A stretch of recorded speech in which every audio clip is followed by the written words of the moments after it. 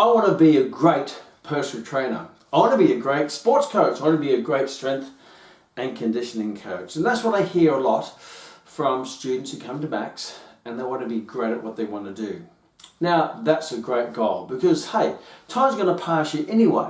The next 5, 10, 20 years are going to pass you by doing what you're doing, and the question is, by the end of it, are you going to be great or are you going to be average? And my goal is to make my graduates great at what they do and get them all the tools, the hard skills and the soft skills to do that.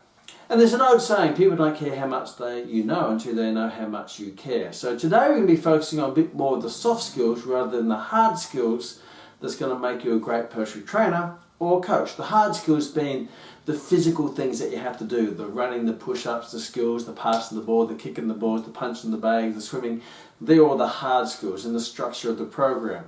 The soft skills are the things that get into your athletes or your client's mind and make them want to do that and do it to their best. And your role is to bring the best out of people. And I'm going to go through some tools and some things that could be beneficial to you to bring the best. Because if you can bring the best out of them, you can bring more out of them that they think they've got in them, then they're going to keep coming back to you because you're the person who does that or brings the best out of them. Because the body will only follow where the mind will allow it. And your goal is to open up their mind to help them bring out their best physical performance to achieve their best goals. Whether that be losing weight or rehabilitating an injury or winning an Olympic gold medal. Now, I've been in this fitness profession, the sporting industry.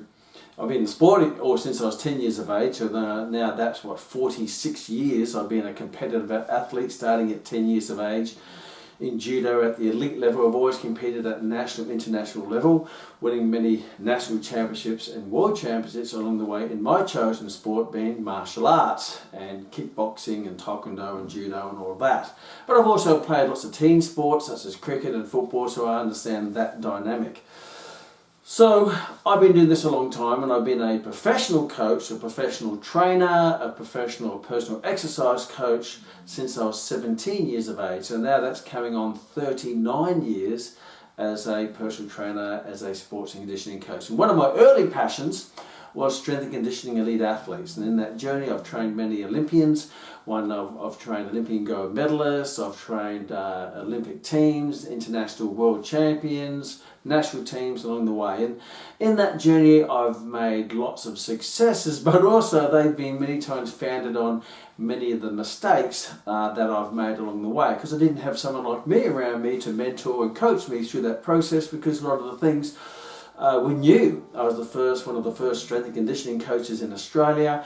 I was one of the first personal trainers in Australia. So there's no one else to learn off. I was sort of pioneering my way through and learning from making mistakes, doing it again, making mistakes, and keep doing it until I get it right. I virtually ran out of mistakes and eventually got it right and achieved lots of great things along the way. But one of the great rules is learn from the mistakes of others, because you won't live long enough to make them all your own. So I'm going to share some of those things with you today to help you become the best personal trainer, whether you be working in a gym or running your own gym or your own studio center, or being the best coach for a sporting team or the best strength and conditioning coach. Now, there's no saying it's important to practice what you preach, walk the talk, and I feel that's very, very important. So if you're a coach or a personal trainer, then you have to be living what people want. You have to have what they want, so they're inspired to get what you have. So if you have what they want to come to you to get that. So that's not just historically, if you're a past champion or a past sports person, or you used to, it's in the now. You may not be as young as you used to be, but it's important that you still walk in the talk, you're taking action and being the best you can be, and that's going to provide a great role model, because people will watch more than what you do than what you say. They want to hear what you say from who you are.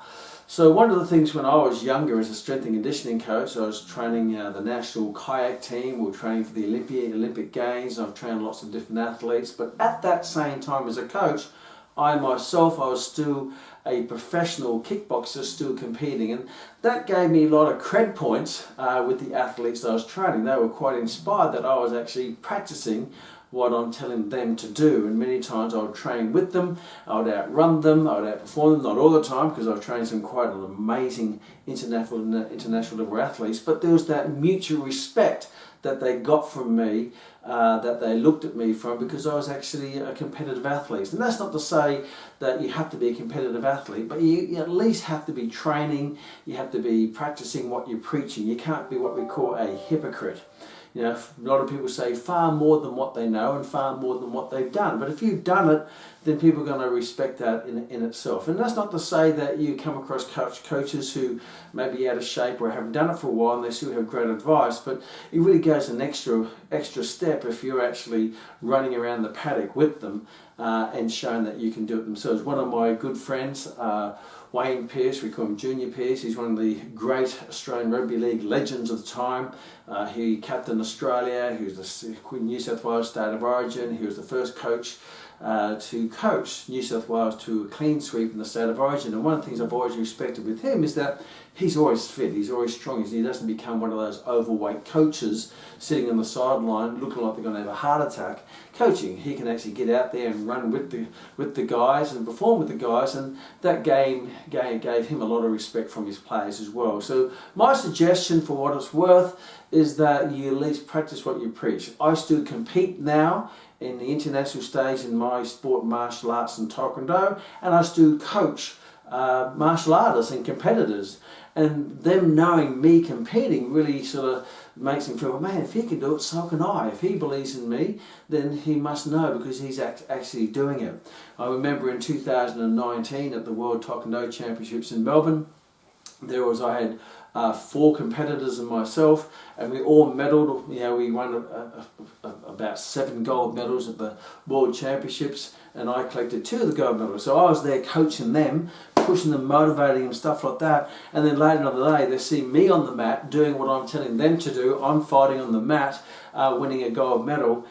So that in itself says a lot, and you tend to get a lot of cred points with that. Not that you have to do that, but at least be fit, healthy, strong, because nothing is interesting more than seeing a coach who's really overweight. Even if they used to be an elite sports person back in their day, you start to think, well, what happened? You know, where did it go wrong when you retire from your sport? So at least stay fit, healthy, strong. So that way you're still practicing what you're preaching, and that gives you what I call integrity. And I found that very beneficial in my I'm still coaching people to this day. I have a team of martial artists. My overall martial art club, you know, we've won close to 50 gold medals in world championships, with 5 world champions collecting those gold medals. So, you know, we have a very elite group of competitors. We all compete together, we all practice together, we all train together, and I'm not going to be the hypocrite to tell them to do what I haven't done or what I'm not doing.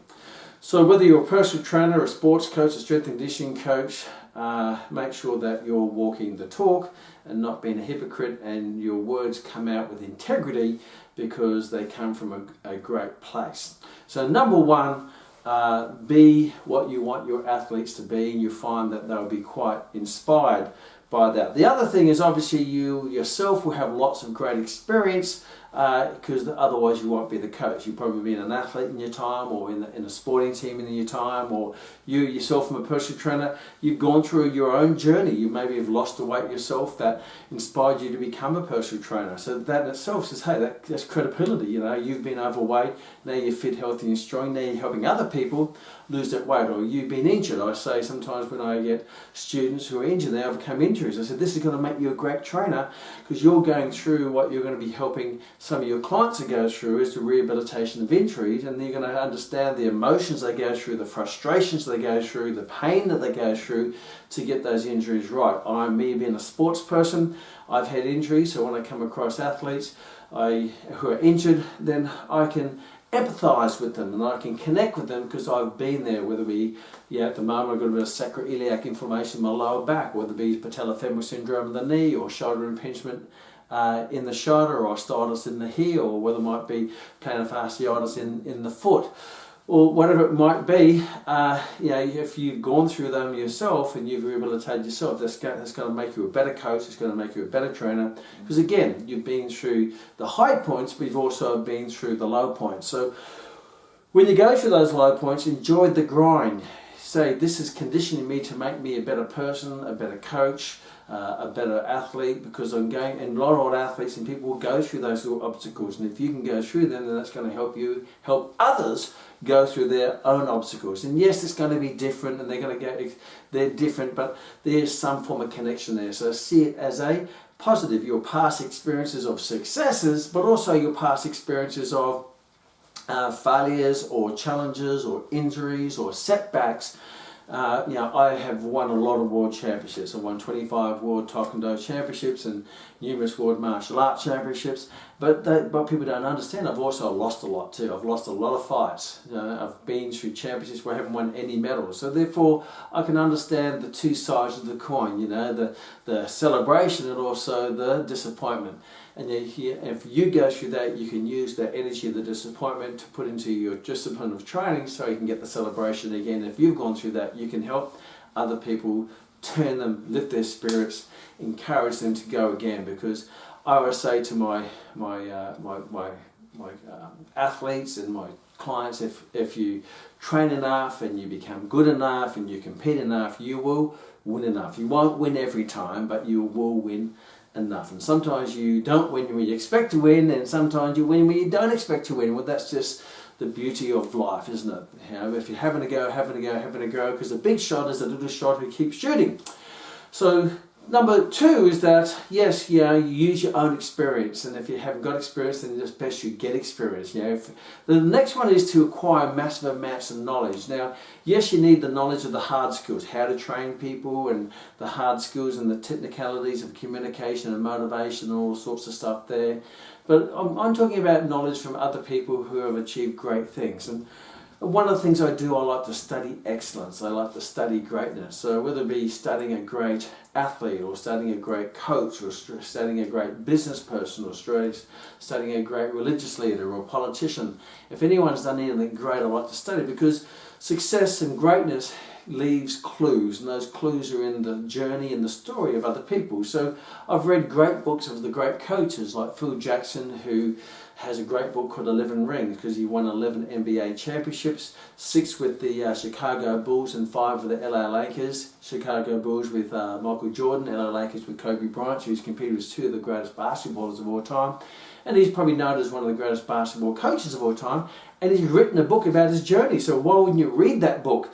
Yes, I don't train basketball, but it's coaching and motivating and being able to bring a team together, get the best of the team to win in such a competitive environment at the world stage. So if you read that, you're going to start to learn about his way of managing and motivating and connecting his athletes to bring the best out of them. And yes, well, you won't do it his way, but you can learn some clues that you can change and adapt it to your way.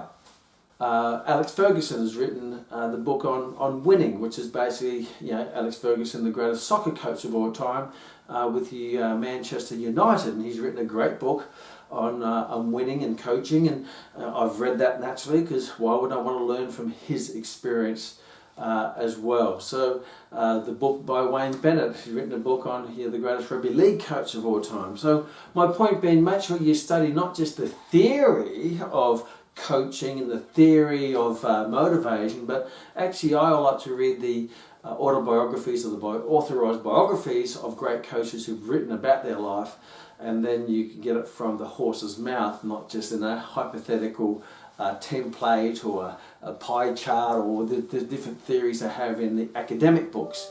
I like to learn from the people who have done it for real, on the ground, in the trenches. And most of these people have written great books or great books about their journey, and they're there for you to learn from. So yes, you're learning from your own experience, but learn knowledge from other people's experiences and other great coaches. And if you take that into place, you're going to take bits and pieces, you're going to work out how to do it yourself. So yes, all of this to start with is all about you. Yourself and your actions, to have integrity, to be walking the talk, to be the real deal, that you're practicing what you're preaching. Number 2 is learning from your own experiences, from an athlete, as a sports person, whether it be in your own journey for fitness or weight loss or performance or whatever it might be, your own experiences, whether you're a business coach. Yes, I've got academic qualifications in business, but I've been in business for 32 years and I've had 15 different businesses, and some of them have been multi-million-dollar businesses, and some of them have not been so successful, even though I've enjoyed them just as much. So there's lots of business failure and lots of business success. So yes, you walk the talk. You have your own experience in studying your past and learning from your own lessons. And the third one is learning from other people. And again, if it's in business, there are lots of businesses, great entrepreneurs who've written books, whether it be Steve Jobs or Richard Branson or being Warren Buffett. They've all written. Warren Buffett and Snowball, Losing Your Virginity and Richard Branson, Steve Jobs in Apple. So yeah, they've all written books. Here's a great book just behind me. I just noticed before, I've got lots of books here. Is obviously Jim Collins is studying other great books, but other great businesses. But Howard Schwartz is onwards, is the creator of Starbucks. So learn from other great coaches or business owners or personal trainers. Now, the next soft skills, which is really cool, so that's all about you. Who are you becoming? Because the first part of sales, if you understand sales, the first thing that people buy is they buy you. Then the next thing they buy is your reputation or your brand, and the third thing is they buy your skill or your product or your service. But they have to buy you first. So you are a walking billboard of your business, and everything you do counts. Everything you do either builds your character or deteriorates your character. Build your reputation or deteriorate your reputation. So it's really important that you work on you, and if you work on you, then you can help other people. Jim Rohn, my great business philosophy, is learn to work on yourself. Learn to work more on yourself than you do on your job or your occupation, and then you be more valuable in your job or your occupation. Or what you do in your own time determines how valuable you become in other people's time. So the next step is about your client, your athlete, your sports person. Now it's about them, and it's your ability to use all that experience that you've got and be able to connect with them and seek to understand them before they're seeking to be understood, which is one of the habits in the 7 habits of highly effective people. Seek to understand before to be understood. So when you're training an athlete, everybody's different. Everyone has a different life, different circumstances, different emotions, different history. So it's really important that you first to find out about them. And we use this in the program in the W questions. Now, the first W question is the what, but I have one before that, which is the who. So when you come across a new athlete or a new client, then find out about them. Who are they, and what do they do, and find out about their personality and their history, and tell me about you. And the more you find out, the more they're going to share clues of those nice little trigger points that you can press, because some people in life are motivated by pain, avoidance of pain, and some are motivated by the seeking of pleasure. Some people are motivated by a fear of losing versus the joy of winning. And you've got to work out with each individual of what are their motivators, what is their go-to buttons, what are the things that get them going, and find out about them as much as you can. Not just about their sport or their fitness goals or their sporting goals, but just them as a human being, as a fellow part of the community. Find out about them, because if you care about them, you find out about them, you're going to know how to connect with them and move their mind and their emotions so their body and their drive changes with it. So the first is the who. Next is the what. What is your goals? So it's important to find out, and when you look at goals, we look at, I look at short-term, medium-term, long-term goals. So if it's a sports person, what are your immediate goals? What do you win? It might be, I want to win a national championship. If it's someone like, I want to lose 15 kilo, okay? That's an immediate goal. That's something which you can take action on now. So find out what is their short-term goals. Normally I say short-term goals is something which is within 12 months or so, maybe 1 to 2 years. That's a short-term goal, because you want to take action now on that to achieve that in that 6 months, 12 months, 18 months, whatever it might be. Then the next one is, what is your medium-term goal? Now that could be 2 years plus. So your short-term goal might be my goal this year is to make the Australian team, or make the national team, or just make the team. That could be my goal. My medium goal is to be the key player in that team and to win a premiership.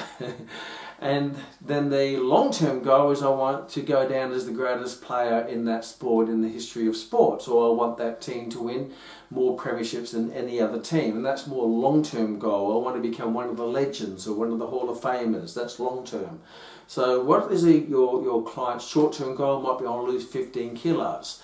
My medium-term goal is that I want to be able to maintain that and to become a trainer to help other people. And my long-term goal is to live a life up to 100 years, being fit, healthy, strong, helping lots of people, running a business, whatever it might be. So when you actually ask goals of your athletes, not just restricted to what the immediate one, because that's just a stepping stone to their of the short term. That's a stepping stone to the medium, to the long term. It's quite amazing that I've had coaches in the past, and many times they haven't even asked me what my goal is. They just assume what it is, and so they just go around and they treat everyone pretty much the same, and it's all really up to the individual athlete to motivate themselves to crystallize their dreams in their own mind and to act on them. And there's a coach who just directs you and takes you to the team or takes you to the football field or the swimming pool or what it might be.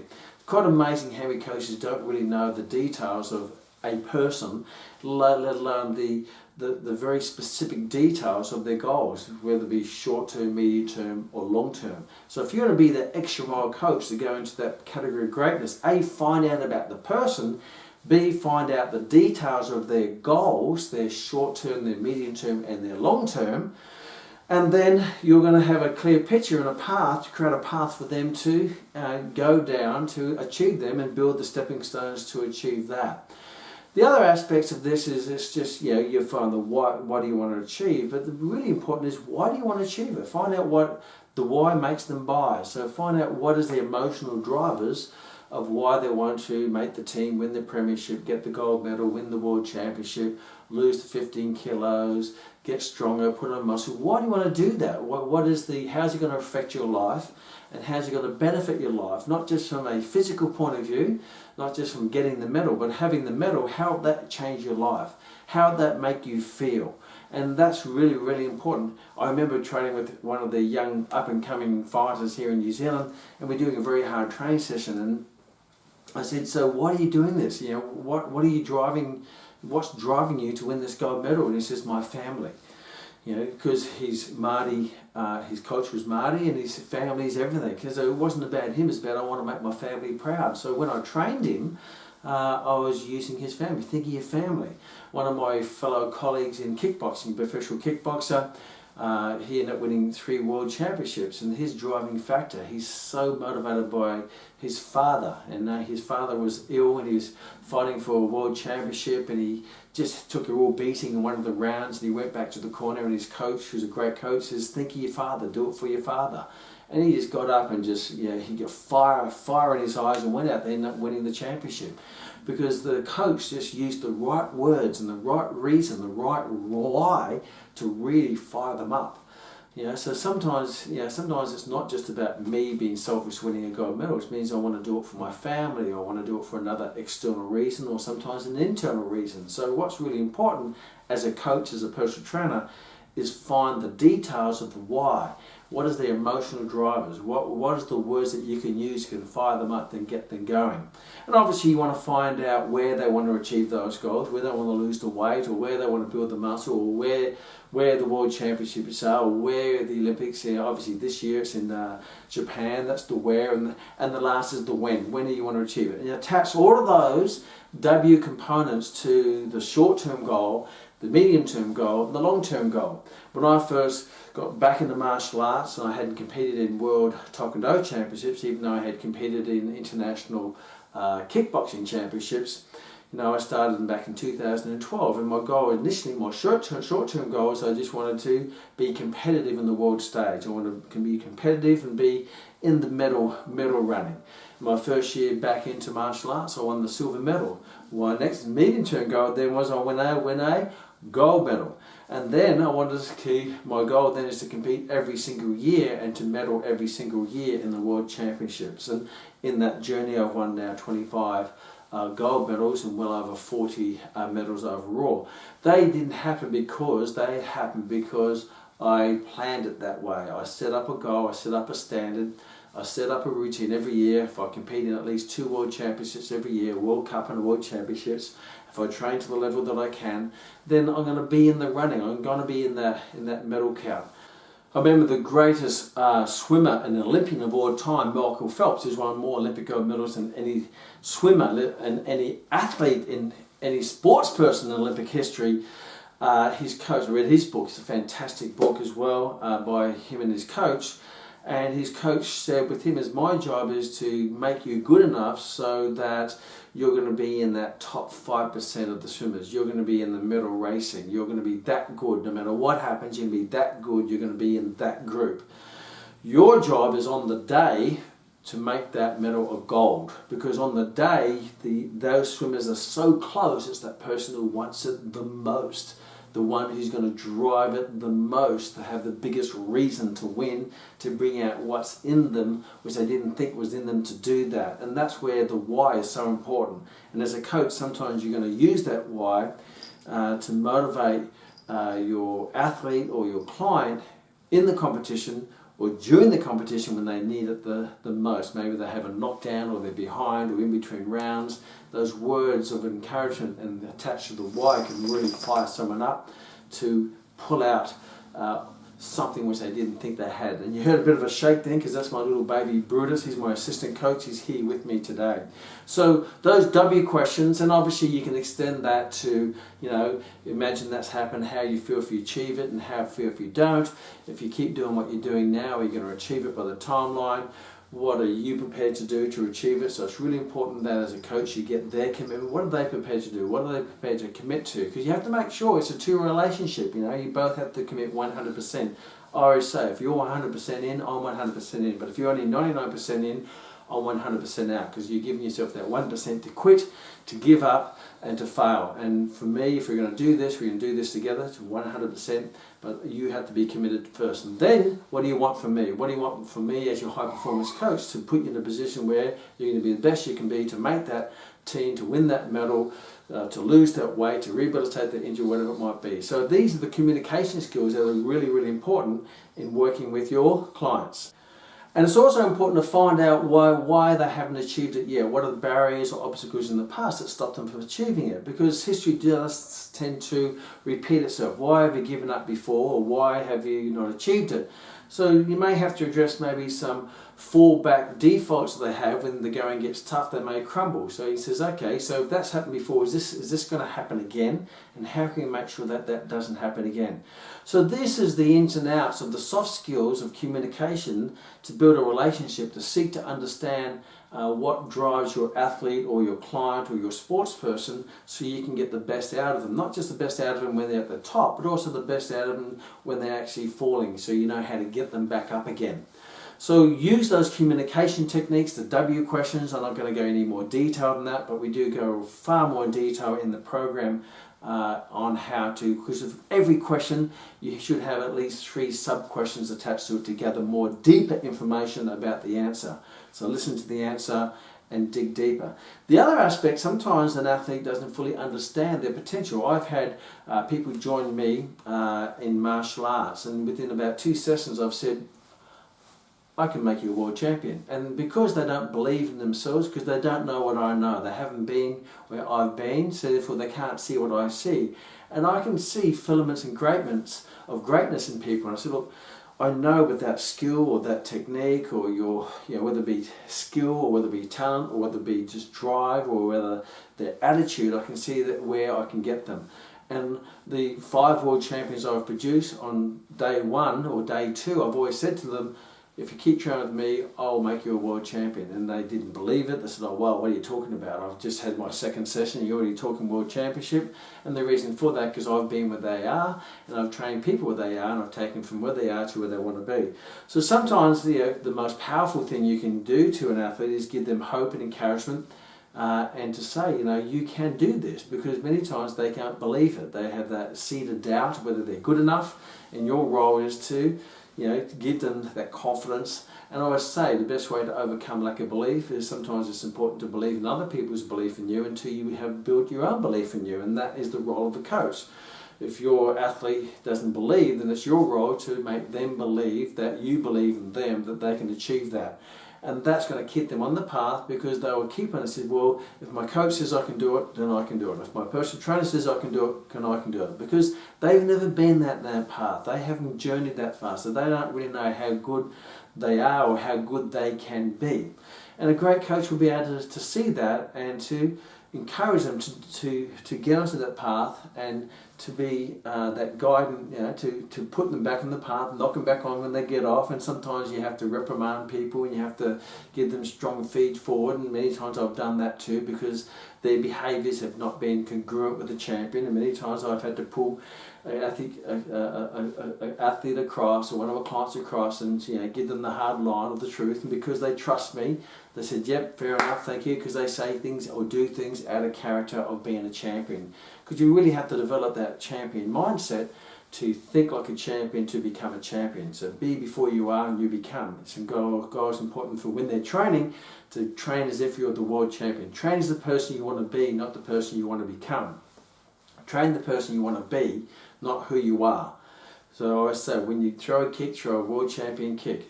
If you do a performance, do a gold medal performance in training all the time, and then that will build the character, and eventually the medal will match the performance. So yes, as a coach, it's important to get involved and also know what your clients are doing. Unfortunately, I've had coaches in the past who've trained me and for world championships or international championships, and they've trained me and I've paid them to train me, and then they found out I've won a world championship, and they found out by a post I put on Facebook or on social media, and they go, oh, congratulations, and I forgot your world championship was then, because they are more involved in the training and the transaction of training, but not really being fully involved in my dream. And as a trainer or a coach, you want to be fully involved. You should know when the championships are. You should actually be there. Rory shares this great story when she received a phone call from one of her personal training clients. He said, oh, Rory, just thought I'd give you a call. I just finished the half marathon. That was my goal. She says, oh, congratulations. And she beat herself up after that, saying, well, I should have been there. Why did I forget that I've been training my client for a half marathon? They ran the half marathon. I forgot they ran the half marathon, and I found out by them calling me. Well, that is not acceptable as a great coach. But we all make mistakes, and I've done that in the past as well. But yeah, it's very interesting when your coach finds out you've just won the gold medal after you won the gold medal in a different country, and you didn't realise you went in the same country. That in itself says, well, maybe they're not really interested in me. They're more interested in the status of being the coach, or interested in the money of making from the coach, or more interested in the training of being a coach, but not necessarily interested in the dream. So as a coach, you have to invest your whole self. Actually, the importance of them achieving their dreams and goals will be so important. It's almost as more important than you as it is to them. I get more nervous coaching my fighters in the championship than I do about competing in my own championship. When I was in Melbourne with fighting, it was the first time I've actually fought with all of my fighters with me fighting, because normally I go solo to these championships. And yes, I had my events on, but I wasn't even thinking about them. I'm just trying to get medals for my fighters. And if I came out empty-handed, I would have been happy, because when you're more interested in them winning medals than you winning medals, that's when you know that you're a great coach, because you put their interest far before your own, because that's what you're there for, is to get them to win medals. And look, I've won plenty of medals. So yes, them winning medals is more important than me winning medals, because that's what a great coach does. That's what's so important, is that you get great satisfaction. And I get more nervous watching my fighters fight than me being out there fighting myself. So that's really important, is your job is being the best out of them and get them winning as much as they possibly can. It's interesting, recently we've been in the last year and a half of COVID lockdown, so therefore we haven't had any face-to-face fighting, and a lot of martial art clubs and fighters and coaches, they've actually done nothing over the last year and a half.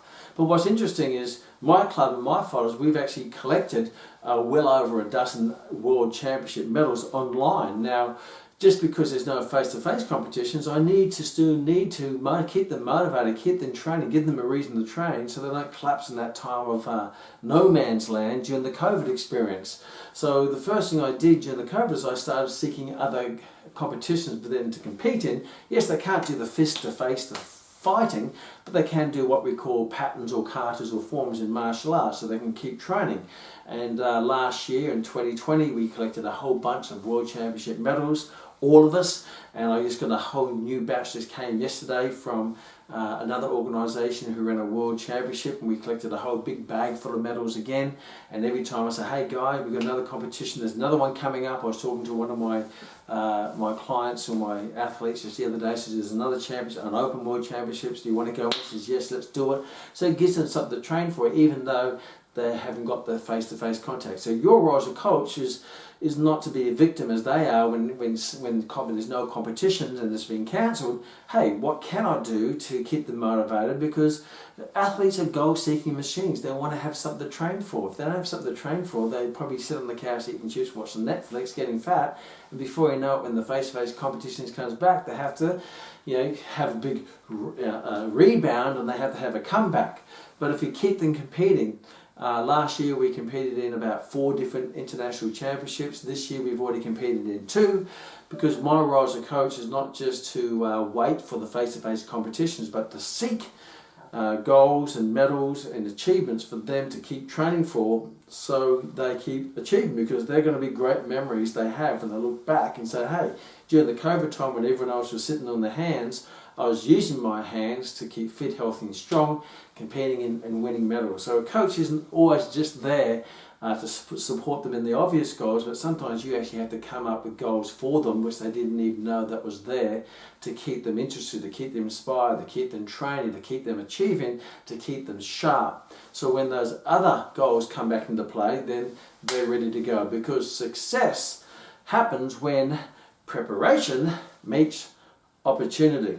So there are some key things, the soft skills of coaches. I didn't go into the training and how many push-ups to do and how many punches to do and how many laps to do. But what's really important is that you are involved emotionally and physically. If you get your athletes and you say do 10 laps but you can't even run 1 lap, then there's a challenge there, right? So you want to be in the mix. You don't want to be on the sidelines telling people what to do, even though you're not doing it or you haven't done it in 100 years, and it looks like right now that if you did it you have a heart attack. That's not very inspiring. So be that person that people want to be that person that people are inspired by, be the role model, get involved, invest in the dream, know the ins and outs, know the personality of your athletes and your clients, know what their goals are, their short, their medium, their long term, know all the underlying reasons for those goals, the why and the where and the when, and know what the barriers are, so you know how to overcome those barriers, and know what the words to say when they need that little word of encouragement to get it back in there, or to recover from whatever it might be, or lift them up, because your role is to lift people up and raise them and get them on your shoulders so they can see further than you've ever seen. And if you do that, and if you invest that with the hard skills that you already have, because obviously coaches have the hard skills because they've obviously been athletes or they've done courses or what it might be, and you self-educate yourself in the academic way, but also mostly from people who've done it, then you're going to become a great coach or trainer.